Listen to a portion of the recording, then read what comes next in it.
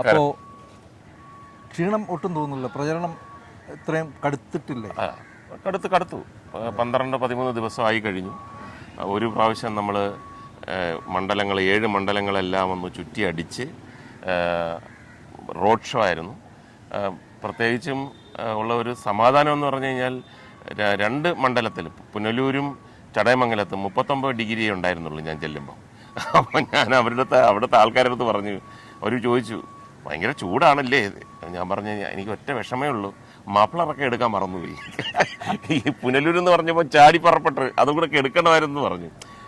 പക്ഷേ എല്ലാവരും വളരെ സന്തോഷത്തിലും ഭയങ്കര ആവേശത്തിലുമാണ്. പക്ഷേ എപ്പോഴും പറയുന്നത് കേൾക്കാം, മുകേഷ് താരമായതുകൊണ്ട് ഈ കൂടി വരുന്നവരൊക്കെ മുകേഷിനെ താരമെന്നുള്ള നിലയ്ക്ക് കാണാൻ സന്തോഷം പങ്കുവെക്കാൻ വരുന്നവരാണെന്ന് പറയാറുണ്ട്. ഇതൊക്കെ വോട്ടാവില്ലെന്നാണ് എതിർ വിഭാഗം ആരോപിക്കുന്നത്. ശരിയാണോ?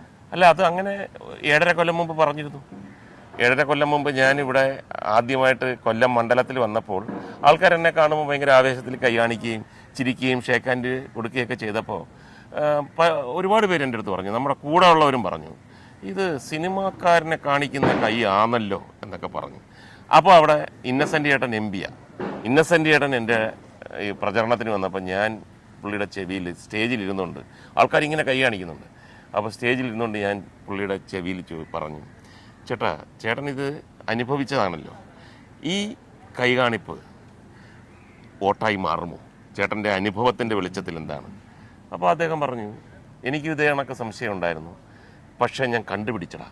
ഞാൻ എന്താണ്, നമ്മളെ ചുമ്മാ ഇങ്ങനെ കാണിക്കുന്നത് സിനിമക്കാരനാണ്, എന്നാൽ ആ കണ്ണിലൊരു തിളക്കവും ആ കൈയുടെ ഒരു ഊക്കം വരുമ്പോഴത്തേക്ക് അതൊക്കെ വോട്ടാവും. ഇവിടെ ഞാൻ കാണുന്നത് മുഴുക്കെ കണ്ണിൽ തിളക്കമുണ്ടടാ എന്ന് അദ്ദേഹം പകുതി തമാശയ്ക്കും പകുതി സീരിയസും, പക്ഷേ വോട്ട് എണ്ണിയപ്പം അത് സത്യമായിരുന്നു. ഇപ്പോൾ ആ ഒരു ഡൗട്ടില്ല. ആരെങ്കിലും ആവേശത്തോടെ മുന്നോട്ട് വരുന്നുണ്ടെങ്കിൽ അതെല്ലാം വോട്ടാകും എന്നുള്ളതാണ് എൻ്റെ അനുഭവം. അല്ല, കണ്ണിലെ തിളക്കം ഉണ്ടോ ഈ കാണുന്നവർക്കൊക്കെ? കുറച്ച് കൂടുതലാണ്, ഇത്രയും തിളക്കം വേണ്ടെന്നാണ് പറയുന്നത്. അപ്പോൾ ഇവരെയൊക്കെ കാണുമ്പോൾ മുകേഷ് ഇങ്ങനെ ആദ്യം കണ്ണുകളിലേക്ക് സൂക്ഷിച്ച് നോക്കി, കണ്ണുകളിലേക്ക് ഫേസ് ടു ഫേസ് ആണ് നമ്മൾ. അതൊക്കെ ആ ഒരു മനഃശാസ്ത്രം അറിയണം. നമ്മളിനി എന്തെങ്കിലും കുഴപ്പമുണ്ടെങ്കിൽ തന്നെ കണ്ണിലേക്ക് നോക്കി സംസാരിച്ചു കഴിഞ്ഞാൽ അവൻ കള്ളനല്ല എന്നുള്ളത്. അല്ലെ, നമ്മൾ വന്നിട്ട് വോട്ടെല്ലാം നമുക്ക് തരണേ എന്ന് പറഞ്ഞു കഴിഞ്ഞാൽ തരത്തില്ല. എനിക്ക് വോട്ട് തരണോ, ആ കോൺഫിഡൻസിലാണ് അവർ വിശ്വസിക്കുന്നത്. തിളക്കമുണ്ട്. ഈ നിയമസഭയിലേക്ക് ആദ്യം മത്സരിക്കുമ്പോൾ ആളുകളുടെ ഈ സൈക്കോളജിയൊക്കെ മനസ്സിലാക്കിയിട്ടുണ്ടോ, അതോ അന്ന് വളരെ പ്ലെയിനായിട്ട് വരുന്നവർ വോട്ട് ചെയ്തോട്ടെ എന്നൊരു കോൺഫിഡൻസിൽ പോയതാണോ? അല്ല, കോൺഫിഡൻസ് ഉണ്ടായിരുന്നു. പക്ഷേ ഈ പറഞ്ഞതുപോലെ ആൾക്കാർ കാര്യം പല സിനിമാക്കാരും പരീക്ഷിച്ച്, ഒരുപാട് പേരൊന്നുമില്ല, കുറച്ച് പേരൊക്കെ പരീക്ഷിച്ചിട്ട് വിജയിക്കാത്തവരായിരുന്നു കൂടുതലും. ഇങ്ങനെ ഇലക്ഷനൊക്കെ നിൽക്കുമ്പോഴത്തേക്ക് ഇവർ ഈ കൈ കാണിക്കുന്നത് സിനിമ കൈകാണിപ്പാണെന്നൊക്കെ, അതുകൊണ്ടായിരിക്കും ഇവരൊക്കെ നമ്മുടെ അടുത്ത് പറയുന്നത്. പക്ഷേ എനിക്കൊരു ടേണിംഗ് പോയിൻ്റ് ഉണ്ടായിട്ടുണ്ട്. ആ ടേണിംഗ് പോയിന്റിൽ ആണ് കുറേ ആൾക്കാർ ശരിക്കും കണ്ണിൽ തിളക്കം വന്നത്. അപ്പോൾ എന്നെ കാണുമ്പോൾ ഒരു സിനിമാ നടൻ എന്നുള്ള രീതിയിൽ ആദ്യത്തെ തെരഞ്ഞെടുപ്പിൽ കുറച്ച് ദിവസം ആളുകളും ബഹളവും കാര്യങ്ങളൊക്കെ ഉണ്ട്. പക്ഷേ ഇതെൻ്റെ മനസ്സിലിങ്ങനെ കിടക്കുകയാണ്. അപ്പോൾ ഒരു കശുവണ്ടി ഓഫീസിൽ ചെന്നു, കശുവണ്ടി ഫാക്ടറിയിൽ ചെന്നു. ഫാക്ടറി ചെന്നിട്ട് അവിടെ അകത്ത് ഒരാൾ പോയി പറഞ്ഞു, ഇങ്ങനെ സ്ഥാനാർത്ഥി സിനിമാ നടൻ മുകേഷ് വന്നിട്ടുണ്ട്, നിങ്ങളെല്ലാം ഒന്ന് പുറത്ത് ഗേറ്റിൻ്റെ അടുത്ത് നിന്ന് കഴിഞ്ഞാൽ അദ്ദേഹത്തിന് 2 വാക്ക് സംസാരിക്കണം. ഓ ശരി എന്ന് പറഞ്ഞിട്ട് വന്നു. നല്ല വ്യത്യാസത്തിലാണ് ഇവർ നിൽക്കുന്നത്. അപ്പോൾ ഞാൻ പറഞ്ഞു, അടുത്തോട്ട് വരാം. ഉടനെ എല്ലാവരും ഞങ്ങൾ കണ്ടു, ബെഡായി ബംഗ്ലാവ് കണ്ടിട്ടുണ്ട്, സിനിമ കണ്ടിട്ടുണ്ട്, ഗോഡ് ഫാദർ കണ്ടിട്ടുണ്ടെന്നൊക്കെ പറഞ്ഞ് ദൂരം നിൽക്കും. ഞാൻ പറഞ്ഞു, അടുത്തോട്ട് വാ. അല്ല, മൈക്കുണ്ടല്ലോ, പറഞ്ഞോളൂ. അപ്പോൾ ഞാൻ പറഞ്ഞു, ഞാൻ ഈ സ്ഥലത്ത് വന്നിട്ടുണ്ട്, ഈ അണ്ടിയാപ്പീസിൻ്റെ മുമ്പിൽ ഞാൻ വന്നിട്ടുണ്ട്. അപ്പോൾ ഇവർ തമ്മി അയ്യോ, ഏത് പടത്തിൻ്റെ ഷൂട്ടിങ്? ഞങ്ങൾ കണ്ടില്ല, ഞങ്ങൾ ഇവിടെ ആഫീസ് ഇല്ലായിരുന്ന ദിവസമാണോ, ഫാക്ടറി ഇല്ലായിരുന്ന ദിവസമാണോ? ഞാൻ പറയാനൊന്നുമല്ല, സിനിമയിൽ വരുന്നതിന് മുമ്പ് ഒരു ചെറിയ ഒരു കൗതുകം വന്നു. സിനിമയിൽ വരുന്നതിന് മുമ്പ് ഞാൻ പറഞ്ഞു, എൻ്റെ അമ്മുമ്മ, അതായത് വകയിലമ്മൂമ്മയല്ല, അമ്മയുടെ അമ്മ, സ്വന്തം അമ്മൂമ്മ ഈ ഫാക്ടറിയിൽ കശുവണ്ടി തൊഴിലാളിയായിരുന്നു എത്രയോ കാലം. ഞാൻ സ്കൂളിൽ പഠിക്കുമ്പോൾ അമ്മുമ്മ എന്നെ ഇവിടെ കൊണ്ടുവന്നിട്ടുണ്ട്. എല്ലാ ആഴ്ചയിലും ശമ്പളം കിട്ടുന്ന ദിവസം ഇവിടെ ഒരു വലിയ മാർക്കറ്റ് വരും, ഷർട്ട് പാത്രങ്ങൾ വിൽക്കുന്നതൊക്കെ ഭയങ്കരമായ ഒരു മാർക്കറ്റ് വരും. അപ്പോൾ അതെല്ലാം കാണാൻ വേണ്ടി എന്നെ കൊണ്ടുവന്നിട്ടുണ്ട്. നിങ്ങളെ ഇപ്പം ആൾക്കാർ കൊണ്ടുവന്ന് അറിഞ്ഞൂടാ. അന്ന് എൻ്റെ അമ്മൂമ്മയും എൻ്റെ അമ്മൂമ്മയുടെ കൂടെയുള്ള ഇവിടെ കൂട്ടുകാർ ജോലി ചെയ്യുന്നവരുടെ കയ്യിലെല്ലാം ഈ കശുവണ്ടിയുടെ കറ ഇങ്ങനെ പുരണ്ടിട്ട് ഇങ്ങനെ ഇരിക്കും. അത് മണത്ത് നോക്കിക്കഴിഞ്ഞാൽ കശുവണ്ടിയുടെ മണമാണ്. ഇവർ ഷോക്കായിപ്പോയി. ഞാൻ പറഞ്ഞു, ഒരുപക്ഷെ എൻ്റെ അമ്മൂമ്മ ആഗ്രഹിച്ച് കാണും കൊച്ചുമകൻ എന്നെങ്കിലും ഒരു സ്ഥാനാർത്ഥിയാകണമെന്ന്. എനിക്ക് അമ്മൂമ്മയുടെ ആത്മാവും ഒരു സാമീപ്യവും ഇവിടെ എനിക്ക് അനുഭവപ്പെടുന്നുണ്ട്. ഇനി വന്ന് ഒരു ഭയങ്കര ഐസ് ബ്രേക്കിംഗ് ആയിരുന്നു. അപ്പോൾ ഇത് സിനിമാ നടനാണ്, വലിയ കോടീശ്വരനാണ്, വലിയ സ്വർണ്ണ കരണ്ടിയായിട്ട് ജനിച്ച ആളാണ്, അങ്ങനെയുള്ളവർക്കല്ലേ സിനിമയിൽ പോകാൻ ഒക്കുമെന്നൊക്കെ വിചാരിച്ചിരുന്നത്. ഒരു നിമിഷം കൊണ്ട് ഒരു കശുവണ്ടി തൊഴിലാളിയുടെ കൊച്ചുമകന് സിനിമാ നടനാകാം, ഇതേപോലെ സ്ഥാനാർത്ഥിയാകാം എന്നുള്ള ഒരു തിരിച്ചറിവ് കൊല്ലത്ത് ഭയങ്കര. എനിക്ക് തോന്നുന്നു ഈ കൺക്ലൂഷൻ ഉണ്ടല്ലോ, അതൊരു രാഷ്ട്രീയക്കാരൻ്റെ കൺക്ലൂഷനാണ്. അത് മുകേഷ് ഈ രാഷ്ട്രീയ അനുഭവം കൊണ്ട് ആർജിച്ച ഒരു ടെക്നിക്കാണെന്ന് എനിക്ക് തോന്നുന്നു. അല്ല, അങ്ങനെ പറയാനൊക്കത്തില്ല. കാരണം അതിനകത്ത് കാപഢ്യമുണ്ടായിരുന്നെങ്കിൽ, അത് ഉണ്ടാക്കിയ കഥയായിരുന്നെങ്കിൽ ഈ പറയുന്ന സത്യമാണ്. ഇത് എനിക്ക് അവിടെ ഫീൽ ചെയ്തത് അവസാനം പറഞ്ഞ ആ അമ്മുമ്മയുടെ സാമീപ്യം, അല്ലെങ്കിൽ ആ അമ്മുമ്മ കാണുന്നുണ്ട് എന്നുള്ള ഒരു തോന്നലായിരിക്കും എന്നെ കൊണ്ട് അത് പറയിപ്പിച്ചത്. അല്ലാതെ അവിടെ വന്നിട്ട് ഇവരെ ഇത് പറഞ്ഞ് ഇങ്ങനെ അടുപ്പിക്കുക അതൊന്നും അല്ല. അങ്ങനെയല്ല, മുകേഷ് ഇൻസ്റ്റൻ്റായിട്ട് കഥ ഉണ്ടായിക്കൊണ്ടിരിക്കുന്ന ഒരാളാണല്ലോ. അപ്പോൾ കഥകൾക്ക് പഞ്ഞമില്ല. അല്ല, കഥകൾക്ക് ഇത് സത്യസന്ധമായ എൻ്റെ കഥകളെല്ലാം തന്നെ ആത്മാംശമുള്ളതാണ്. അപ്പോൾ ഇതിനകത്ത് ആത്മാംശം ഉണ്ടായ ഒരു കഥയാണ്. അപ്പോൾ അത് കഴിഞ്ഞതിന് ശേഷം ഒരുപാട് വലിയ വ്യത്യാസമാണ്. നമ്മളിൽ ഒരാളാണ് എന്നുള്ള ഒരു വലിയ ഫീലിംഗ്. കൊല്ലം എസ് എൻ കോളേജിൽ പഠിക്കുമ്പോൾ ആദ്യ തെരഞ്ഞെടുപ്പ് അവിടെ നടക്കും, മുകേഷ് കാൻഡിഡേറ്റ് ആകുമ്പോൾ ഞാനുണ്ട് അവിടെ. അപ്പോൾ ആ അനുഭവം ഒന്ന് പ്രേക്ഷകർക്ക് വേണ്ടി പങ്കുവെക്കാം. അല്ല, അത് ശരിക്കും പറഞ്ഞാൽ ഒറ്റയാൾ പോരാട്ടം പോലെയൊക്കെ ആയിരുന്നു. ശരിക്കും പറഞ്ഞു കഴിഞ്ഞാൽ അത് ഈ കൊല്ലം എസ് എൻ കോളേജ് ഇനി KSU ആണെങ്കിലും SFI ആണെങ്കിലും ഒക്കെ രണ്ടും ശക്തമായിരുന്നു. എല്ലാം ഒറ്റയടിക്ക് എല്ലാ സീറ്റുകളും ആരും കൊണ്ടുപോകുന്ന സമയമില്ല. ഫൈറ്റ് ചെയ്തിട്ട് വിജയിക്കുന്ന സ്ഥലത്താണ് ഞാൻ ഇവർ രണ്ടുപേരെയും പിൻബലമില്ലാതെ കലാകാരൻ എന്ന നിലയിൽ ആർട്സ് ക്ലബ് സെക്രട്ടറി ആയിട്ട് നിന്നത്. എന്നിട്ട് പോലും ഇലക്ഷൻ കഴിഞ്ഞപ്പോഴത്തേക്ക് ഈ ജയിച്ച സ്ഥാനാർത്ഥികൾ എനിക്ക് വന്ന് ഷേക്കാൻ്റെ എന്നിട്ട് പറഞ്ഞു, ഇത്ര വോട്ട് പിടിക്കുമെന്ന് പ്രതീക്ഷിച്ചില്ല കേട്ടോ എന്ന് പറഞ്ഞു. അത് അവിടെ അന്നേ തന്നെ ഒരു കലാകാരൻ്റെ പരിഗണന. കലാകാരൻ എന്ന് പറഞ്ഞാൽ സിനിമയൊന്നും അഭിനയിച്ചിട്ടില്ല, മിമിക്രി, നാടകം. അപ്പോൾ അതുപോലും നമ്മൾ ചെയ്യുന്നതിൻ്റെ ഒരു ആത്മാർത്ഥത വെച്ചിട്ട് ആൾക്കാർക്ക് താല്പര്യം ഉണ്ടായിരുന്നു എന്നുള്ളതാണ്. അല്ല, മുകേഷ് ഒരു പഠിക്കുന്ന കാലത്ത് തന്നെ ആക്ടർ എന്നുള്ള നിലയ്ക്ക് ആ കോളേജിൻ്റെ ഒരു അഭിമാന പ്രതീകമായി വിലയിരുത്തപ്പെട്ടിരുന്നു. കോളേജിനെ പ്രതികരിച്ച് യൂണിവേഴ്സിറ്റി യൂണിയൻ കലോത്സവങ്ങളിൽ പങ്കെടുത്തിരുന്നു. ആ ഒരു പരിഗണന അന്ന് കണ്ടു. പക്ഷേ ഞാൻ ചോദിക്കുന്നത്, ഈ കലാകാരൻ എന്നുള്ളത് പലപ്പോഴും എതിർ വിഭാഗം ഒരു ആരോപണം ഉന്നയിക്കാൻ പറ്റുന്ന ഒരു മെറ്റീരിയലായിട്ട് മാറുകയല്ലേ? ഉദാഹരണത്തിന് ഇങ്ങനെ ഒരു ആർട്ടിസ്റ്റ്, ഒരു താരം പാർലമെൻറ്റിൽ പോയാൽ എന്ത് ചെയ്യാൻ കഴിയും എന്നൊക്കെ ചോദിക്കുന്നില്ലേ? അല്ല, നിയമസഭയിൽ പോയാൽ എന്ത് ചെയ്യാൻ കഴിയും? അതേ ആൾക്കാർ തന്നെയാണ് ഇപ്പോൾ പാർലമെൻറ്റിൽ പോയാൽ. ഇതിപ്പോൾ ഞാൻ സിനിമയിലുള്ള ഒരു കാര്യം പറയാം. സിനിമയിൽ പുതിയ ഒരാൾ വരുന്നു, പുതുമുഖം. ഒരുപാട് പേര് ചോദിക്കും, നല്ല പഴയ ആൾക്കാർ ഇവിടെ കിടക്കുമ്പോൾ ഈ പുതുമുഖത്തിന് എന്ത് സ്ഥാനം? അവരൊക്കെ ഒരു ദിവസം പുതുമുഖമായിരുന്നു. പുതുമുഖത്തിനൊരു ചാൻസ് കൊടുത്തെങ്കിലല്ലേ അവൻ്റെ കാലിബർ എന്താണെന്നുള്ളത് മനസ്സിലാകത്തുള്ളൂ. അപ്പോൾ അങ്ങനെ ഒരു ചാൻസാണ് ഞാൻ ചോദിക്കുന്നത്. ആ ചാൻസ് എനിക്ക് നിയമസഭയിൽ തന്നതുകൊണ്ട് എനിക്കിവിടെ അതിഗംഭീരമായ, അതല്ലെങ്കിൽ ഇപ്പം മെനഞ്ഞാന്ന് തന്നെ പ്രകാശ് ബാബു CPIയുടെ അസിസ്റ്റന്റ് സെക്രട്ടറിയാണ്, അദ്ദേഹം ഇവിടെ പ്രസംഗിച്ചത്, ഞാൻ ഒരു MLA ആയിരുന്നു, 1748 കോടി രൂപയുടെ വികസനം ഈ കൊല്ലം മണ്ഡലത്തിൽ കൊണ്ടുവന്നു എന്നുള്ളത് കണക്കും പ്രകാരം നിങ്ങൾ കാണിക്കുമ്പോൾ എനിക്ക് നിങ്ങളോട് അസൂയ തോന്നുന്നു. അവിടെ കലാകാരൻ്റെ ശക്തിയുണ്ട്. അതാണ് ഞാൻ പറഞ്ഞത്. പ്രോജക്റ്റുകൾ ഒരു പ്രത്യേക തരത്തിൽ നമുക്ക് പെട്ടെന്ന് സാങ്ഷനായി കിട്ടാനും മുകേഷിൻ്റെ ഈ ഒരു ഐഡൻറ്റിറ്റി സഹായകമായിട്ടുണ്ട്. തീർച്ചയായിട്ടും. അത് ഞാൻ പല ആൾക്കാരുടെ അടുത്തും പറഞ്ഞിട്ടുണ്ട്. കലാകാരനല്ലായിരുന്നെങ്കിൽ എന്നുള്ള ആ ഒരു ശീർഷകത്തിൽ ഞാൻ പറഞ്ഞിട്ടുണ്ട്. ഇവിടുത്തെ വൺ ഓഫ് ദി പ്രസ്റ്റീജിയസ് ആയിട്ടുള്ള ഒരു പാലമുണ്ട്, അത് പണിഞ്ഞുകൊണ്ടിരിക്കുകയാണ്, ഇപ്പോഴും അതിൻ്റെ പൂർത്തീകരിച്ചുകൊണ്ടിരിക്കുകയാണ്. അപ്പോൾ അതിൻ്റെ തുടക്കം എന്ന് പറഞ്ഞു കഴിഞ്ഞാൽ 2-3 മിനിസ്ട്രീസ് ഇത് നോക്കിയിട്ട് നോട്ട് ഫീസിബിൾ എന്ന് പറഞ്ഞ് വലിച്ചെറിഞ്ഞാണ്. അവിടുത്തെ, അതായത് മൺട്രോത്തുരുത്തിലോട്ട് കയറുകയാണ് കൊല്ലത്തുനിന്ന് 14-18 കിലോമീറ്റർ ലാഭിച്ച് കയറാൻ പറ്റിയ ടൂറിസം ഡെസ്റ്റിനേഷനും കൂടെയാണ്. അപ്പം എല്ലാവരും ഫീസിബിൾ അല്ല എന്ന് പറഞ്ഞ് എടുത്തെറിഞ്ഞിട്ട് ഞാൻ അവിടുത്തെ ആൾക്കാരോട്ട് സംസാരിച്ചപ്പോൾ അവർ പറഞ്ഞു, ഞങ്ങൾക്കും ഞങ്ങളുടെ മക്കൾക്കും മക്കളുടെ മക്കൾക്കും ജങ്കാറി പോകാനാണ് യോഗം, എന്ത് ചെയ്യാനൊക്കും MLA എന്ന് ചോദിച്ചു. അതെൻ്റെ മനസ്സിനകത്ത് നല്ല കോറി. ഞാൻ അവിടെ പോയി എൻ്റെ ഒരു ഒറ്റയാൾ പോരാട്ടം എന്ന് പറയാൻ എല്ലാവരെയും കണ്ട് മനസ്സിലാക്കി പറഞ്ഞ് ശരിയാക്കി അവസാനം ആ പാലം യാഥാർത്ഥ്യമാക്കി. ഓൺലൈനിലാണ് മുഖ്യമന്ത്രി അന്ന് കൊറോണ ആയതുകൊണ്ട്. ആ TV-യുടെ മുമ്പിൽ തടിച്ചുകൂടിയ അവിടുത്തെ ആൾക്കാർക്ക് ജാതിയും മതവും രാഷ്ട്രീയവും ഒന്നും ഇല്ലായിരുന്നു. ഹൃദയത്തിൽ നിന്ന് വന്ന ഒരു കയ്യടിയുണ്ട്. അതിൻ്റെ ആ കൊറോണയുടെ സമയത്തുള്ള ഒരു കാര്യമാണ് ഇത്. അവസാനത്തെ ഇത്രയും രൂപയൊക്കെ കോടിക്കണക്കിന് 45 കോടിയൊക്കെ ആയതുകൊണ്ട് ക്യാബിനറ്റിൻ്റെ അംഗീകാരം വേണം. ലാസ്റ്റ് ക്യാബിനറ്റാണ്. അത് കഴിഞ്ഞാൽ ആ ടേമിൻ്റെ ക്യാബിനറ്റ് ഇനി അടുത്ത ടേമിൽ ആര് വരുമെന്ന് നമുക്ക് അറിഞ്ഞുകൂടാ. ലാസ്റ്റ് ക്യാബിനറ്റിൽ ഇത്രയും കോപ്പികൾ വേണം. ഉദ്യോഗസ്ഥന്മാർക്കും മന്ത്രിമാർക്കും എല്ലാവർക്കും കൊടുക്കണം. തലേ ദിവസം രാത്രിയാണ്, വൈകുന്നേരമാണ്. 9 മണിക്കകം ഈ കോപ്പി ഇല്ലെങ്കിൽ അടുത്ത ടേമിലേക്ക് മാറ്റി വെക്കും ഈ പാലം. ഞാനവിടെ പിന്നെ ടൂറിസം ഡെവലപ്മെൻറ്റ് ഓഫീസറും പൊതുമരാമത്തിലും എല്ലാം ചെന്ന് ഇങ്ങനെ ഇത് എങ്ങനെയെങ്കിലും എന്ന് പറഞ്ഞപ്പോൾ ഈ ആർക്കും ഒന്നും ഓഫീസിൽ വരേണ്ട ആവശ്യമില്ല, കൊറോണ ആയതുകൊണ്ട്. അതൊക്കെ കൂടെ 3 പേരുണ്ട്.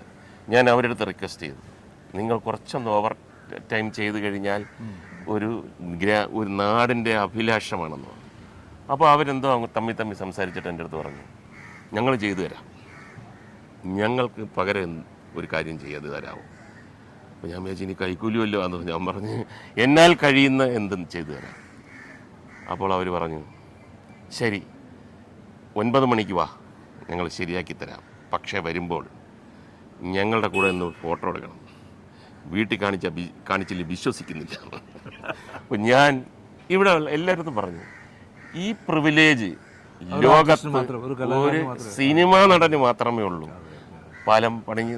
അപ്പം അവിടെയൊക്കെ തന്നെ നമ്മൾക്ക് ബോധ്യപ്പെടുന്നുണ്ട്. ഇപ്പം 2 പിന്നെ മന്ത്രിമാരും, അന്ന് തോമസ് ഐസക്, ഇന്ന് ബാലഗോപാലും, 2 പേരും മന്ത്രിമാർ പറയുന്നുണ്ട്, ഇയാൾ രാവിലെ വന്ന് ഓഫീസിലിരുന്ന എങ്ങനെ നോ എന്ന് പറയുന്നു, അതുകൊണ്ട് പിന്നെ നമ്മൾ ശരിയാക്കി കൊടുക്കുന്നു. അവിടെയൊക്കെ നമ്മൾ സിനിമയായതുകൊണ്ടാണ്. അച്ഛൻ O. മാധവൻ നാടക സംവിധായകൻ, അഭിനേതാവ് എന്നീ നിലകളിൽ വളരെ പ്രശസ്തനായിരുന്നു. പക്ഷേ അച്ഛൻ ഇവിടെ അറിയപ്പെടുന്ന ഒരു പൊതുപ്രവർത്തകൻ കൂടിയായിരുന്നു. അദ്ദേഹം പഞ്ചായത്ത് പ്രസിഡന്റായിരുന്നു. അച്ഛൻ്റെ തെരഞ്ഞെടുപ്പ് സമയങ്ങൾ മുകേഷിന് ഓർമ്മയുണ്ടോ? അതിലേതിലും പങ്കെടുത്തിട്ടുണ്ടോ? അല്ല, എൻ്റെയും എൻ്റെ 2 സഹോദരിമാരുടെയും ആദ്യത്തെ വോട്ട് അച്ഛനാണ്. അത് വലിയൊരു ഭാഗ്യമാണ്. അത് ആദ്യത്തെ പഞ്ചായത്ത് ഇലക്ഷനായിരുന്നു. അച്ഛൻ അതിനു മുമ്പ് തന്നെ പഞ്ചായത്ത് പ്രസിഡൻ്റായിരുന്നു. പഞ്ചായത്ത് പ്രസിഡൻ്റ് ആയിരുന്നപ്പോഴത്തേക്കുള്ള കാര്യങ്ങളൊക്കെ പറഞ്ഞു കേൾവിയാണ്. അപ്പോൾ അന്ന് നമ്മൾ സിനിമയിലൊക്കെ അഭിനേതാവായിരുന്ന മണവാളൻ ജോസഫ് എന്ന് പറഞ്ഞിട്ടൊരു നടനുണ്ട്. നമ്മൾ എത്രയോ സിനിമകൾ കണ്ടിരുന്നു. അദ്ദേഹം വെറും ജോസഫായിരുന്നു.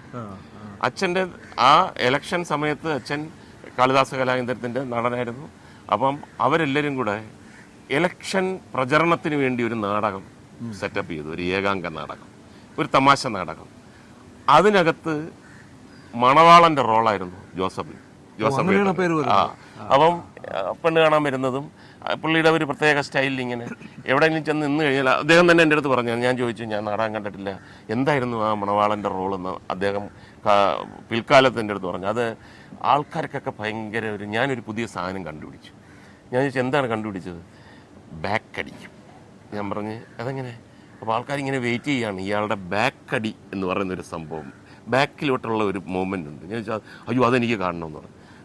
മണവാളം ഇങ്ങനെ വന്ന് ഫുൾ കൈ ഷർട്ടും അതും ഇതൊക്കെ കൊടുത്തുണ്ട് വന്നിട്ട് സ്റ്റേജിൽ വന്നു കഴിഞ്ഞാൽ നിന്നതിന് ശേഷം ഇങ്ങനെ അതൊരു ഭയങ്കര സ്റ്റൈലായിരുന്നു. ഞാൻ പറഞ്ഞപ്പോൾ അന്നത്തെ കാലത്ത് ഇങ്ങനെ. അപ്പോൾ ആൾക്കാർ ഇയാൾ വരുമ്പം തന്നെ ആളുകൾ ചിരി തുടങ്ങും. ഈ ബാക്കിലോട്ട് അടിക്കുന്നത് കാണാനാണ് ഒരു സ്റ്റെപ്പ്. ഈ ടെക്നിക്ക് ഉപയോഗിച്ചിട്ടുണ്ടോ എവിടെയെങ്കിലും? ഞാൻ എപ്പോഴെങ്കിലുമൊക്കെ ഉപയോഗിച്ചിട്ട് കാണും കേട്ടോ. അതൊക്കെ മനസ്സിലങ്ങ് പതിയുന്ന സംഭവങ്ങളാണ്. അപ്പോൾ അങ്ങനെ നമ്മൾ ആ കാലഘട്ടത്തിൽ പിന്നീട് ഞാൻ കോളേജിൽ പഠിക്കുമ്പോഴത്തേക്കാണ് അച്ഛൻ 2ാമത് പഞ്ചായത്ത് ഇലക്ഷൻ നിൽക്കുന്നത്. അപ്പോൾ എൻ്റെ കൂട്ടുകാരന്മാർ, എൻ്റെ സഹോദരിമാരുടെ കൂട്ടുകാരികൾ എല്ലാവരും കൂടെ ഭയങ്കര സ്ക്വാഡ് വർക്ക് പോലൊക്കെ അന്ന് ചെയ്തിട്ടുണ്ട്. അപ്പോൾ അന്ന് അത്ഭുതകരമായിട്ടുള്ള ഒരു കാര്യം എന്ന് പറഞ്ഞു കഴിഞ്ഞാൽ അച്ഛൻ്റെ കൂടെയുള്ള 7 മെമ്പർമാർ, ഓപ്പോസിറ്റ് 6 മെമ്പർമാർ പ്രതിപക്ഷത്തിന്. ഒരാൾ അങ്ങോട്ട് പോയാൽ അദ്ദേഹം അതിൻ്റെ ലീഡർ പഞ്ചായത്ത് പ്രസിഡന്റ് ആവും. അയാൾ വലിയ കാശുകാരനാണ്. കാശുകാരൻ എന്ന് പറഞ്ഞു കഴിഞ്ഞാൽ അന്നത്തെ പഞ്ചായത്ത് മെമ്പർ എന്നൊക്കെ പറഞ്ഞു കഴിഞ്ഞാൽ ഒരു 10,000 രൂപയോ 15,000 രൂപയോ ഒന്നും ഒന്നിച്ച് കാണാത്ത ആൾക്കാരാണ്. Offer 1 lakh rupees-ആണ്. അപ്പോൾ അച്ഛൻ പറഞ്ഞു 1,00,000 രൂപ ഒരാൾ കൊടുക്കും, അപ്പുറത്തോട്ട് പോയി വോട്ട് ചെയ്യണമെന്ന് പറഞ്ഞാൽ നമ്മൾ എന്തടിസ്ഥാനത്തിലാണ് വേണ്ടാന്ന് പറയുന്നത്? അയാളുടെ ലൈഫിൽ അന്ന് 1,00,000 രൂപ എന്ന് പറഞ്ഞാൽ ഇന്നത്തെ 10 കോടി രൂപയാണ്. അപ്പം പക്ഷേ അച്ഛനൊരു ബുദ്ധി ചെയ്തു, ഈ 7 പേര് അന്നൊക്കെ 7 പേരെയൊക്കെ പുല്ലുപോലെ അംബാസഡർ കാർ കയറും. അപ്പോൾ ഈ 7 പേരെയും കൊണ്ട് ഒരൊറ്റ പോക്ക. മൊബൈൽ ഫോണില്ല, വർക്കല, കന്യാകുമാരി. അന്ന് തന്നെ റിസോർട്ട് സമ്പ്രദായം അച്ഛൻ അന്ന് തുടങ്ങി. അത് ഞാൻ കണ്ടു വളരുന്നല്ലേ. പലരും എൻ്റെ അടുത്ത് ഇവിടെ പോയിടേ നിന്റെ അച്ഛനും ആൾക്കാരും കൂടെ. ഞാൻ പറഞ്ഞു നമുക്കെന്ന് പറഞ്ഞൂടാ. അങ്ങനെ വോട്ടിങ്ങിൻ്റെ അന്ന് പഞ്ചായത്ത് ഓഫീസിനകത്തോട്ട് കാർ കൊണ്ട് കയറ്റി 7 പേരെയും ഒറ്റിട്ട് അങ്ങോട്ട് ഒട്ടി കയറ്റാന്ന് പറഞ്ഞപ്പോഴത്തേക്ക് ജനലൊക്കെ അടച്ച്, ജനലിൻ്റെ മേളിൽ കൂടെ ഒക്കെ 1.5 എന്നൊക്കെ പക്ഷേ പിടികൊടുത്തില്ല. അങ്ങനെയാണ് 2ാമത്തെ പ്രാവശ്യം അച്ഛൻ പഞ്ചായത്ത് പ്രസിഡന്റ്. ഇങ്ങനെ രാഷ്ട്രീയമെല്ലാം നമ്മൾ കണ്ടോണ്ടിരിക്കുകയല്ലേ, നമുക്ക് അറിയാത്ത രാഷ്ട്രീയം ഉണ്ടോ? സിനിമയിൽ മുകേഷ് സ്ഥാനാർത്ഥിയുടെ വേഷം പലതരം വേഷങ്ങൾ ചെയ്തിട്ടുണ്ട്. സ്ഥാനാർത്ഥിയുടെ വേഷം ചെയ്തിട്ടുണ്ടെന്നാണ് ഞാൻ മനസ്സിലാക്കുന്നത്. ആ റോള് ചെയ്യുമ്പോൾ ഇതുപോലെ ജീവിതത്തിൽ ഒരു സ്ഥാനാർത്ഥിയാവുമെന്ന് എപ്പോഴെങ്കിലും ആഗ്രഹിച്ചിട്ടുണ്ടോ, വിചാരിച്ചിട്ടുണ്ടോ? അല്ല, ഒരിക്കലും ഞാൻ സ്ഥാനാർത്ഥിയാവുമെന്നേ വിചാരിച്ചിട്ടില്ല. കാര്യം എനിക്ക് വേറൊരു ലൈൻ കിട്ടിക്കഴിഞ്ഞു. ഇപ്പോൾ കാഴ്ചയ്ക്കപ്പുറം എന്ന് പറഞ്ഞ സിനിമയിലാണ്. അത് വലിയ സംഭവങ്ങളൊന്നുമല്ല, എന്തോ ഒരു പഞ്ചായത്തിലെ ഒരു ഇലക്ഷനാണ്. ഞാൻ സ്ഥാനാർത്ഥിയാണ്, എല്ലാവരെയും കാണുന്നു, പിന്നെ കൊച്ചുങ്ങളെയൊക്കെ എടുക്കുന്നു. എന്നിട്ട് ഈ നമ്മൾ കേട്ടിട്ടുള്ള കാര്യങ്ങളൊക്കെയാണ്. ആത്മാർത്ഥതയുള്ള രാഷ്ട്രീയക്കാരനല്ല. കൊച്ചുങ്ങളൊക്കെ എടുത്തിട്ട് മോനെ എന്നൊക്കെ പറഞ്ഞിട്ട് പിന്നെ വന്ന് കൈ എഴുതുന്നു. അപ്പോൾ അതിനകത്തുള്ള കോമഡിയും കാര്യങ്ങളും ഒക്കെ ഇങ്ങനെ വന്നു. ഒരു കഞ്ചാവ് വിൽപ്പനക്കാരനെ നമ്മൾ പിടിക്കുന്നുണ്ട്. പിടിച്ചിട്ട് ഞാൻ പറഞ്ഞത് നടക്കത്തില്ല, സ്ഥാനാർത്ഥിയാണ് ഞാൻ, ഈ കഞ്ചാവ് വിൽപ്പന ഇവിടെ നടക്കത്തില്ല. അങ്ങനെ അയാൾ ഒരുപാട് ജീവിക്കാൻ വേണ്ടി കഞ്ചാവ് വിൽക്കാൻ, ഇവിടെ ചെറുപ്പക്കാരുടെ ജീവിതം തുലയ്ക്കാൻ ഞാൻ സമ്മതിക്കത്തില്ലെന്ന് പറഞ്ഞിട്ട് ഇയാളുമായിട്ട് വഴക്കിട്ടിട്ട് ഇയാളെ പോലീസ് പിടിപ്പിക്കും. അപ്പം എല്ലാവരും പറഞ്ഞു അത് നന്നായി, ഒരു ഇമ്പാക്റ്റ് വന്നു എന്നൊക്കെ പറഞ്ഞ് ആദ്യം. പിന്നെ ഇലക്ഷൻ റിസൾട്ട് വന്നപ്പം വോട്ടിനാണ് തോറ്റത്. അപ്പം കൂടെ നിൽക്കുന്നവർ പറഞ്ഞു ആ കഞ്ചാവുകാരനെ വിട്ടിരുന്നെങ്കിൽ നമ്മൾ ഇന്ന് ജയിച്ചേനെ. ക്രൂഷ്യൽ പോയിന്റാണ്. അപ്പം എല്ലാവരും പറഞ്ഞു നീയല്ലേ വലിയ വാശി കാണിച്ചത്, അയാളന്ന് വിട്ടിരുന്നെങ്കിൽ ഡെഫിനറ്റായിട്ടും അയാളെ നമുക്ക് വോട്ട് ചെയ്ത് തന്നെയാണ്. അപ്പം ഞാൻ പറയും തോറ്റെങ്കിലും ഞാൻ ചെയ്തത് തന്നെയാണ് ശരി എന്ന് ഉള്ള ഒരു നിഗമനത്തിലെത്തുന്നു. പിന്നെ ഒരു രസകരമായിട്ടുള്ളൊരു സംഭവം എന്ന് പറഞ്ഞു കഴിഞ്ഞാൽ ഒരു ദിവസം രാത്രിയിൽ ദിലീപ് എന്നെ ഫോൺ ചെയ്തു. നമ്മുടെ സിനിമാ നടൻ ദിലീപ്, കൂടെ ആർട്ടിസ്റ്റുകളൊക്കെ ഉണ്ട്. ചേട്ടാ ഞങ്ങൾ പൊള്ളാച്ചിയിൽ നിൽക്കുകയാണ്, ചേട്ടാ ഒരു അത്ഭുതം ഇവിടെ നടക്കുന്നുണ്ട്. ഞാൻ ചോദിച്ചു എന്താണ്? തമിഴ്നാട്ടിൽ ചേട്ടനെ പോലെ ഒരാൾ, ചേട്ടൻ തന്നെ ഇവിടെ വലിയ കട്ടൗട്ടറൊക്കെയാണ്, ഏതോ ഇലക്ഷന് നിൽക്കുന്നുണ്ട്, ഞങ്ങൾ ഷൂട്ടിങ്ങിന് വന്നതാണ്. മുകേഷേട്ടനെ കണക്കുണ്ടല്ലോ. ഞങ്ങൾ ഇറങ്ങി. അപ്പോൾ അന്ന് മൊബൈൽ ഫോൺ ഇല്ല ശരിക്കും പറഞ്ഞു. ഞങ്ങൾ ലാപ്ടോപ്പിനകത്ത് എടുത്തു, വരുമ്പം കൊണ്ടുവരാം. പക്ഷെ ചേട്ടാ ഞങ്ങൾ വീടെല്ലാം കണ്ടുപിടിച്ച അയാളുടെ കുറച്ച് ഉള്ളോട്ടാന്നാണ് പറയുന്നത്. ചേട്ടൻ ഒന്ന് പൊള്ളാച്ചി വരെ വന്നാൽ നമുക്ക് എല്ലാവർക്കും കൂടെ അയാളുടെ വീട്ടിലൊന്ന് പോവാം. ഇതിനകത്ത് എന്തോ കുഴപ്പമുണ്ട്. അല്ലെങ്കിൽ ഈ കൈയൊക്കെ എങ്ങനെ ചേട്ടാ കറക്റ്റ് ആവുന്നു, ഫേസ് ചിലപ്പോൾ കറക്റ്റ് ആവുമായിരിക്കും. അങ്ങനെ രാത്രി ഒരു 2:30-3 മണിയായി. വെളുപ്പാങ്കാലത്തുമ്പോൾ ഒരു ഷൂട്ടിങ് കഴിഞ്ഞപ്പോഴത്തേക്ക് ഞങ്ങൾക്ക് ഉറങ്ങാൻ പറ്റുന്നില്ല. ഇങ്ങനെ ലോകത്ത് ഒരാളെപ്പോലെ 7 പേരോ 10 പേരോ ഒക്കെ കാണുമെന്നൊക്കെ പറയുന്നുണ്ട്. ഇങ്ങനെ ഞാൻ കണ്ടിട്ടില്ല എന്ന് പറഞ്ഞപ്പോൾ ഞാൻ പറഞ്ഞു ധൈര്യമായിട്ട് കിടന്നുറങ്ങിക്കോ. ഈ അടുത്ത സമയത്ത് ഐന്താം പട എന്ന് പറഞ്ഞിട്ടൊരു തമിഴ് പടം ഞാൻ അഭിനയിച്ചു. പൊള്ളാച്ചി മാർക്കറ്റിനകത്തായിരുന്നു ഷൂട്ടിങ്. ഞാൻ ഇലക്ഷനിൽ നിൽക്കുന്നതായിട്ടാണ്. അപ്പോൾ ഞാൻ തന്നെയാണ് അടിയിൽ തമിഴ് ഇതൊക്കെ വെച്ചിട്ട് തൊഴുതുകൊണ്ട് നിൽക്കുന്നതൊക്കെ. ആണോ ഞങ്ങൾ അപ്പൊ അങ്ങനെ ഒരു ഇലക്ഷൻ ഒരു സംഭവം കൊണ്ടാണ്. അത് പക്ഷെ ഞാൻ ജയിക്കുന്നതായിട്ടാണ്. പിന്നെ ഒരിക്കലും ഞാൻ ഇലക്ഷന് ഇത് കണക്ക് നിൽക്കുന്നോ വിജയിക്കുന്നോ ഒന്നും പ്രതീക്ഷിച്ചില്ല. നിയമസഭാ പ്രവർത്തനം എപ്പോഴും സ്ഥാനാർത്ഥിയുടെ വിജയത്തിന് ഇപ്പോൾ വിലയിരുത്തപ്പെടുന്നുണ്ട്. പാർലമെന്ററി പ്രവർത്തനം വിലയിരുത്തപ്പെടുന്നുണ്ടല്ലോ. നിയമസഭയിൽ എങ്ങനെയുണ്ടായിരുന്നു മുകേഷ് ആദ്യം ചെല്ലുമ്പോൾ?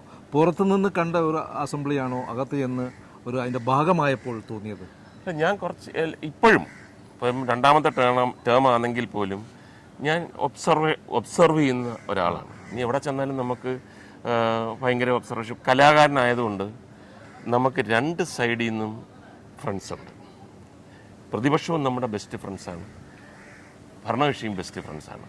അപ്പോൾ അങ്ങനെയുള്ള ഒരു ഭയങ്കരമായ ഒരു പ്രിവിലേജ് ആസ്വദിക്കുന്ന ഒരാളാണ് ഞാൻ. എൻ്റെ തൊട്ടടുത്ത് കഴിഞ്ഞ ടേമിൽ നടന്നൊരു സംഭവമാണ്. അവിടെയാണ് എനിക്ക് ഈ രാഷ്ട്രീയവും ഈ ഫ്രണ്ട്ഷിപ്പും സാധാരണ ജീവിതമൊക്കെയായിട്ടുള്ളൊരു വ്യത്യാസം മനസ്സിലായത്. അപ്പോൾ എൻ്റെ ഇപ്പുറത്തെ അടുത്ത സീറ്റിൽ ആരെങ്കിലും ഇല്ലെങ്കിൽ ചിലപ്പം ഐബിയുടെ വന്നിരിക്കും. അന്ന് ഐബിയുടെ ഉണ്ടായിരുന്നു. ഈ എന്താ അൻവർ സാദത്ത് വന്നിരിക്കും, ഷാഫി പറമ്പിൽ വന്നിരിക്കും, ഇവരെല്ലാവരും ഇരിക്കും. അല്ലെങ്കിൽ നമ്മുടെ സഹാക്കളിരിക്കും. അപ്പോൾ എല്ലാവരും കൂടി ഇങ്ങനെ ഇരുന്നപ്പോഴത്തേക്ക് ഓഖി ദുരന്തം വന്നു.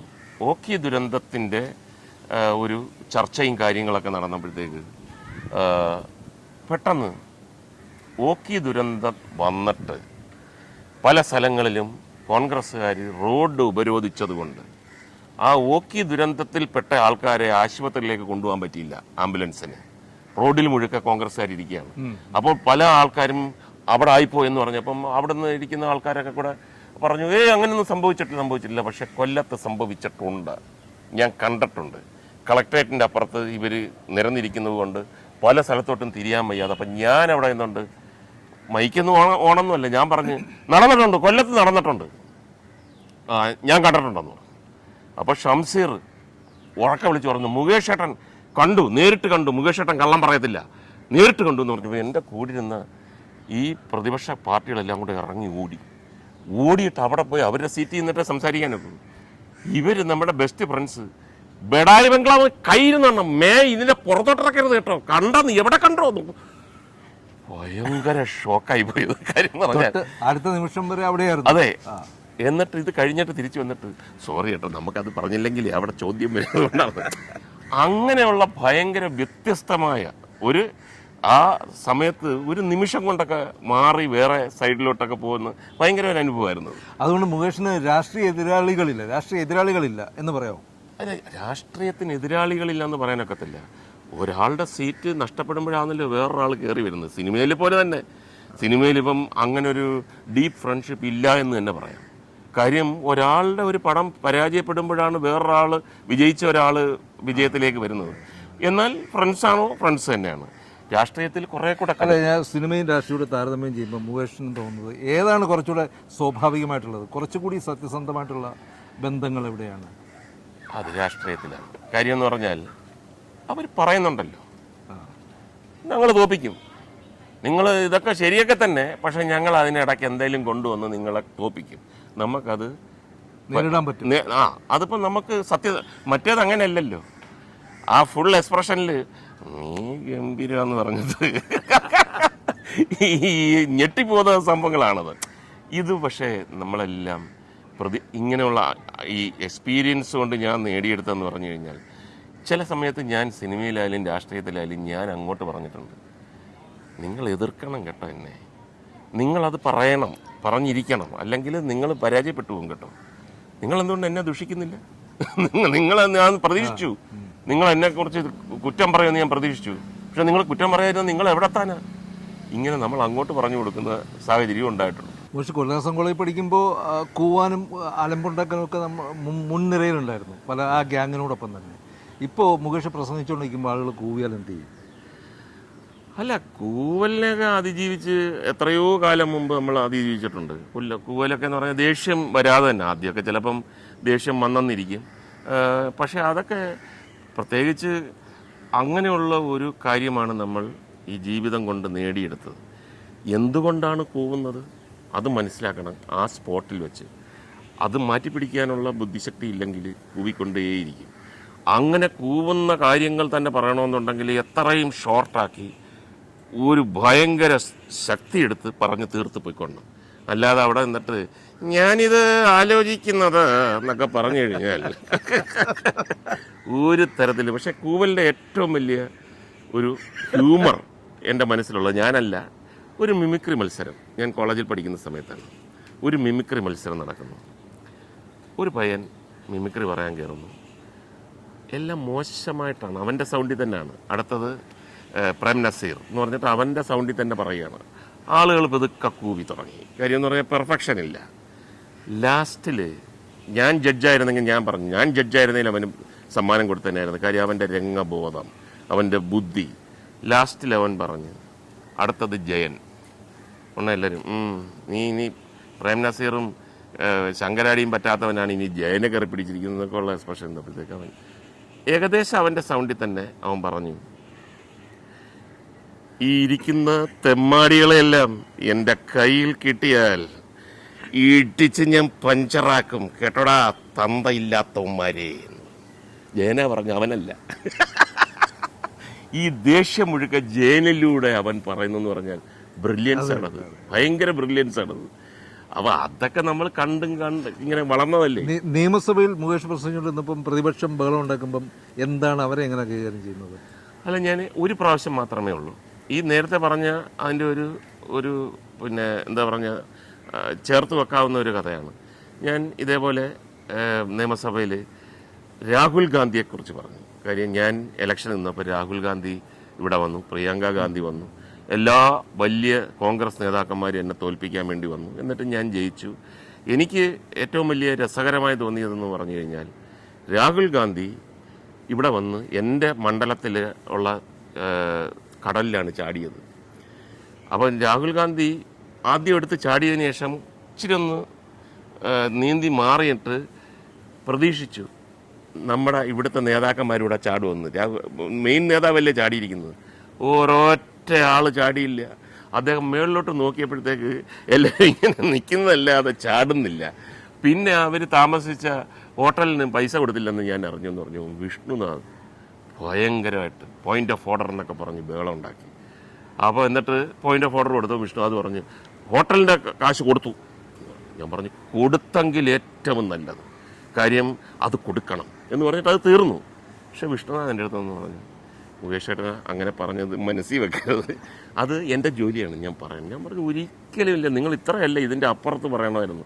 അതല്ലാതെ ഒരു പ്രസംഗത്തിന് എന്തെങ്കിലും ഒരു മോശ കമൻറ്റോ അല്ലെങ്കിൽ ബഹളമോ വന്നിട്ടില്ല. ഇപ്പം മുകേഷ് വൈകിട്ട് പ്രചരണമൊക്കെ കഴിഞ്ഞ് വീട്ടിലേക്ക് പോകുന്ന വഴിക്ക് എതിർകക്ഷിയിൽപ്പെട്ട 10-15 പേരുന്ന് കൂടിയിട്ട് മുകേഷിനെ തടഞ്ഞു നിർത്തുകയും ഭീഷണിപ്പെടുത്തുകയും ചെയ്യുകയാണെങ്കിൽ അവരെ എങ്ങനെ നേരിടും? അല്ല, അങ്ങനെ കൊല്ലത്ത് അങ്ങനെ ഭീഷണിപ്പെടുത്താൻ പറ്റുന്ന സംഭവങ്ങളൊന്നുമില്ല. എല്ലാവരും നമ്മുടെ ഫ്രണ്ട്സ് തന്നെ. പക്ഷേ കാര്യങ്ങൾ ചോദിക്കും, എന്താണ് നിങ്ങൾ ഭീഷണിപ്പെടുത്തുന്നതിൻ്റെ പിന്നിൽ എന്താണ് ഒരു ചേതോവികാരം, എന്താണ് പോയിന്റ്? ആ നല്ല പോയിന്റ് പറഞ്ഞാൽ ഞാനത് ഒന്നുകിൽ തെറ്റ് സമ്മതിക്കും, അതല്ലെങ്കിൽ നിങ്ങൾ മനസ്സിലാക്കിയത് തെറ്റാണെന്ന്, അതല്ലെങ്കിൽ അത് റെക്ടിഫൈ ചെയ്യാനുള്ള കാര്യം ഞാൻ ചെയ്യും. അല്ല, അവരെ കായികമായിട്ട് നേരിടത്തില്ല. കായികമായിട്ട് നമ്മുടെ സഹോദരന്മാരിൽ കായികമായിട്ട് നേരിട്ടിട്ടുണ്ടോ ആരെങ്കിലും? ഇല്ല, അങ്ങനെയൊന്നും സംഭവിക്കും. പക്ഷെ നേരിട്ടേക്കും എന്നുള്ള എക്സ്പ്രഷൻ കൊടുക്കാൻ എനിക്കറിയാം, പക്ഷേ നേരിട്ടിട്ടില്ല. ആ എക്സ്പ്രഷനകത്ത് അവർ പിരിഞ്ഞു പോകും. അതാണല്ലോ നമ്മുടെ വിജയം എന്ന് പറയുന്നത്. പിന്നെ കോളേജിൽ പഠിക്കുന്ന സമയത്തൊക്കെ കുറച്ച് രാഷ്ട്രീയപരമായിട്ടൊക്കെ ഉള്ള ചില പ്രശ്നങ്ങളൊക്കെ ഉണ്ടായിട്ടുണ്ട്. അന്ന് എനിക്കൊരു വലിയ സിദ്ധിയുണ്ട് എന്ന് ഞാൻ കണ്ടുപിടിച്ച ഒരു കാലഘട്ടമാണ്. അടി തുടങ്ങുന്ന ആ സമയം 4-5 കിലോമീറ്ററിന് അപ്പുറത്തൊരു ചായക്കടയിൽ നിന്ന് ഞാൻ ചായ കുടിക്കും. എങ്ങനെ അവിടെ എത്തിയെന്നുള്ളത് സിദ്ധിയല്ലാതെ ഞാൻ ഓടിപ്പോകുന്ന കാര്യം കണ്ടിട്ടില്ല, ഞാൻ ഏതെങ്കിലും വണ്ടി കയറി പോകുന്ന കണ്ടിട്ടില്ല. പക്ഷെ അവിടെ അപ്രത്യക്ഷനാവും എന്ന് മാത്രമല്ല, പിന്നീട് കാണുമ്പം നീ അവിടെ നിന്നില്ലേ, നീ പോയ പിന്നെ അടിയൊക്കെ തുടങ്ങിയില്ലേ. അപ്പോൾ എനിക്കറിയാം അടിയാവുള്ള അടി തുടങ്ങുമ്പോൾ ഞാനുണ്ട്. പക്ഷെ ഞാൻ പോലീസ് സ്റ്റേഷനിൽ പോലീസ് സമരം നടത്തിക്കൊണ്ട് വരികയാണ്. പോലീസ് ജീപ്പ് വാൻ വന്ന് നിന്നിട്ട് എല്ലാവരെയും അറസ്റ്റ് ചെയ്ത് പിടിച്ച് വലിച്ച് കയറ്റി കൊണ്ടുവന്നു. പിന്നീട് നെക്സ്റ്റ് ഷോട്ട് എന്ന് പറഞ്ഞാൽ ക്യാമറ റോഡിലും ഈ ഈ പോലീസ് വാനിനകത്ത് നിൽക്കുന്ന എൻ്റെ സഹപ്രവർത്തകർ, നീ ഞാൻ റോഡിലുണ്ട്, എന്നെ പിടിക്കാൻ പറ്റിയിട്ടില്ല. എന്താണെന്ന് പറയാം, അവർ പിടിക്കാൻ തോന്നിയില്ലെന്ന് തോന്നുന്നു. ഞാൻ പിന്നെ വൈകുന്നേരം ആയപ്പോൾ എല്ലാവരോട് വർഗപഞ്ചകൻ ചതിയൻ ഞാൻ വന്നിട്ടുണ്ട്. ഇപ്പം വെളിയിൽ നിൽക്കുന്നുണ്ടല്ലോ, ഞാനിവിടെ അകത്തായി കഴിഞ്ഞാൽ 3 ദിവസം അതിനകത്ത് കിടക്കണം. ഞാൻ അപ്പം തന്നെ ഓപ്പറേറ്റ് ചെയ്ത് ഇറക്കാനുള്ള പരിപാടി ഒരാൾ വേണ്ടേ? അത് ശരിയാ, ആ ബുദ്ധി അന്നേ ഉണ്ട്. അല്ല, അന്ന് ഈ വർഗവഞ്ചകരെന്നൊക്കെ വിളിച്ച് തമാശ പറഞ്ഞ പരിഭവിച്ച സുഹൃത്തുക്കളൊക്കെ ഇപ്പോൾ ഈ കൊല്ലത്തുണ്ടോ? തെരഞ്ഞെടുപ്പ് പ്രചരണത്തിന് മുമ്പ് അവരെയൊക്കെ കാണാറുണ്ട്. അവരാരും തന്നെ ഇങ്ങനെയുള്ള ഒരു സംഭവം പ്രതീക്ഷിച്ചില്ല. പക്ഷേ അവരെല്ലാം വളരെ സത്യസന്ധമായിട്ട് ആത്മാർത്ഥമായിട്ട് പല രാഷ്ട്രീയ കക്ഷികളിലാണെങ്കിലും എനിക്ക് സഹായിക്കാവുന്ന ഒരു വാക്ക് തരുന്നുണ്ട്, സഹായിച്ചിട്ടുമുണ്ട്.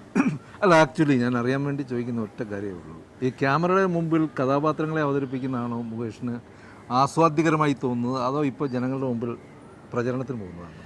സത്യസന്ധമായിരിക്കണം. ഞാൻ സ്റ്റാർട്ട് ക്യാമറ എന്ന് പറയുമ്പോൾ അഭിനയിച്ചു തുടങ്ങും, അത് അഭിനയമാണ്.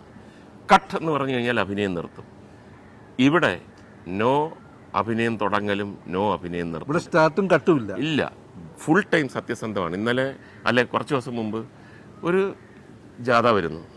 അപ്പം കൂടെയുള്ളവർ പറഞ്ഞു, ഇറങ്ങിയിട്ട് അവരുടെ കൂടെ നടന്നിട്ട് ഇങ്ങനെയൊക്കെ. എനിക്ക് ആ പരീക്ഷ ഞാൻ പാസ്സായിട്ടില്ല. ഒരു കാര്യമില്ലാതെ പെട്ടെന്ന് സ്ഥാനാർത്ഥി ഈ കുറേ ജാഥ സ്ത്രീകൾ പോകുന്നതിൻ്റെ ഇടയിൽ കൂടെ ചോദിച്ചിട്ട് നമസ്കാരം എന്ന് പറയാൻ നമുക്ക് പറ്റത്തില്ല. അതല്ലെങ്കിൽ അങ്ങനെ ആയിരിക്കണം അതിൻ്റെ ജനുസ്. ഇപ്പം സ്ഥാനാർത്ഥി വരും, നിങ്ങളെ അഭിസംബോധന, അത് പൊടുന്നനെ വന്നു കഴിഞ്ഞാൽ ഇവൻ കള്ളനാണല്ലോ എന്ന്. അല്ല, ഞാൻ ചോദിക്കുന്നത്, മുകേഷ് സത്യസന്ധമായിട്ട് പെരുമാറുന്നതും അഭിനയമാണെന്ന് ആരെങ്കിലും തെറ്റിദ്ധരിച്ചിട്ടുണ്ടോ? കാരണം അവരുടെ മനസ്സിൽ ഈ ക്യാരക്ടർ ഇമേജ് കിടക്കുകയല്ലേ. ഇല്ല, അത് ആ ഇമേജിൽ ഞാൻ തളയ്ക്കപ്പെട്ടിട്ടില്ല. ഞാൻ സിനിമയിലാണെങ്കിലും നാടകത്തിലാണെങ്കിലും സീരിയസ് ആയിട്ട് ഒരു ഡയലോഗ് പറഞ്ഞു കഴിഞ്ഞാൽ അത് സീരിയസ് ആയിട്ട് ജനങ്ങളെടുക്കും. തമാശ പറഞ്ഞാൽ തമാശ. സീരിയസ് ആയിട്ട് ഒരു ഡയലോഗ് പറഞ്ഞു. ഞാൻ കൊല്ലത്ത് സ്ഥാനാർത്ഥിയായിട്ട് എന്തിനു നിൽക്കുന്നു എന്ന് ചോദിച്ചാൽ എനിക്ക് ഒറ്റ മറുപടിയേ ഉള്ളൂ. ഞാൻ കൊല്ലത്തിനെ അത്രമാത്രം സ്നേഹിക്കുന്നു, ഇഷ്ടപ്പെടുന്നു. കൊല്ലത്തുള്ള എല്ലാവർക്കും എന്നിലൂടെ, എൻ്റെ പ്രയത്നത്തിലൂടെ, എൻ്റെ ആ ഇൻഫ്ലുവൻസിലൂടെ ജീവിത സൗകര്യങ്ങളും വികസന പ്രവർത്തനങ്ങളും കൊല്ലത്ത് കൊണ്ടുവരാൻ ഏറ്റവും കൂടുതൽ ആഗ്രഹിക്കുന്ന ഒരു വ്യക്തികളുടെ കൂട്ടത്തിലുള്ള ഒരാളാണ് ഞാൻ. അതുകൊണ്ട് അതിനകത്ത് യാതൊരു അഭിനയവുമില്ല, യാതൊരു ചാഞ്ചാട്ടവുമില്ല. സ്റ്റേണായിട്ട് പറയുന്നു, ഐ ലവ് കൊല്ലം. ഈ ഡയലോഗ് അല്പം നീണ്ടുപോയില്ലേ? ഒരു ഒറ്റ വാചകത്തിൽ പറയാമായിരുന്നു, ഐ ലവ് കൊല്ലം.